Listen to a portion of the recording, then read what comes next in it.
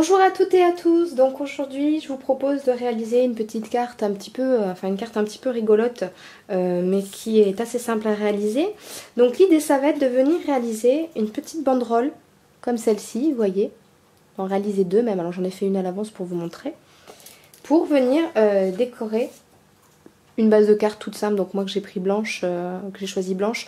Alors après, c'est à vous de voir, mais je pense que sur des tons clairs, ça ressort d'autant mieux quand vous réalisez des banderoles comme celle-ci, puisque l'idée ça va être de découper des ronds dans du papier à motif un petit peu coloré. Donc il va vous falloir une perforatrice ronde, c'est l'idéal. Hein. Bon après si vous avez la patience de découper les ronds un après l'autre, pourquoi pas aussi. Hein. Mais bon c'est vrai que ces petites perforatrices là c'est bien pratique. Donc moi pour faire l'armature de ma banderole, je vais utiliser du petit fil de, c'est du fil de fer, enfin vous voyez ce genre de bobine là. C'est assez souple, alors assez rigide pour garder une forme prédéterminée, mais assez souple pour être travaillé sans problème.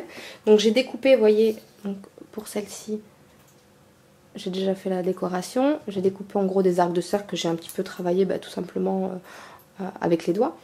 Et j'ai perforé à l'avance des rondes dans des papiers de différentes couleurs mais que je trouvais qui allaient bien ensemble.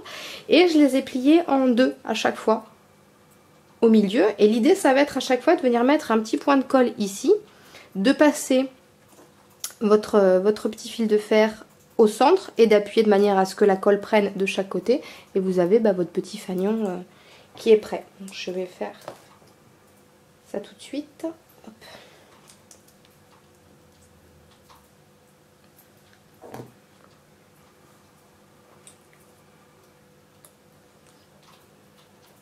Voilà, donc vous appuyez bien le temps que la colle prenne si vous utilisez, comme moi la colle liquide.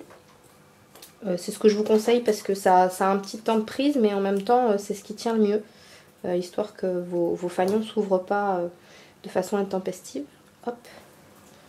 Voilà, donc ma deuxième petite banderole est prête. Donc je prends mon devant de carte et donc l'idée ça va être de faire passer donc mes banderoles de part et d'autre, voilà, comme si elles se croisaient par exemple, ou enfin c'est à vous de les positionner après comme il vous plaira. Alors après l'avantage du fil de fer c'est que vous pouvez le travailler, voilà, vu que c'est assez souple, vous pouvez détendre un petit peu par exemple l'arc de cercle pour qu'il soit un petit peu plus comme ça.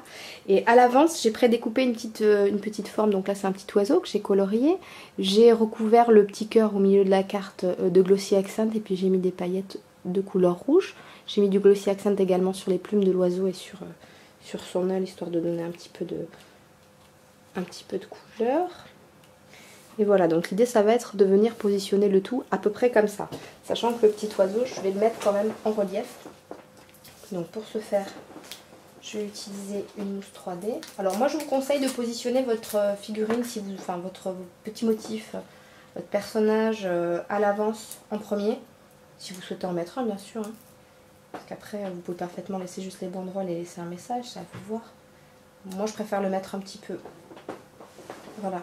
Le mettre à l'avance, comme ça me permet après de déterminer un petit peu comment je positionne mes banderoles.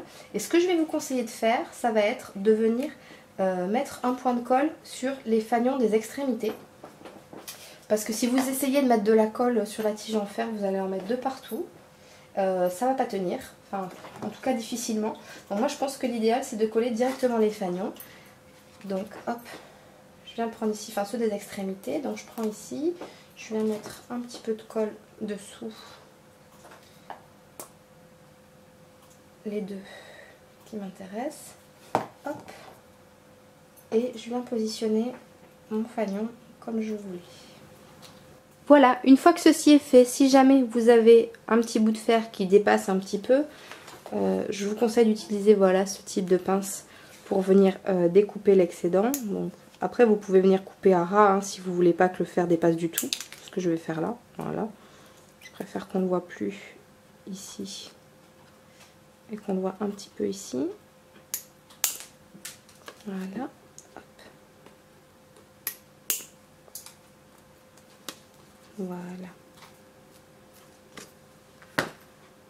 Voilà, donc j'ai laissé juste un petit bout de fil de fer dépasser ici, mais j'ai découpé l'excédent ici. Et ici, là, j'ai la tige de celui-ci qui passe en dessous. Donc voilà, j'ai ma petite banderole toute sympa, toute simple à réaliser qui est mise en place.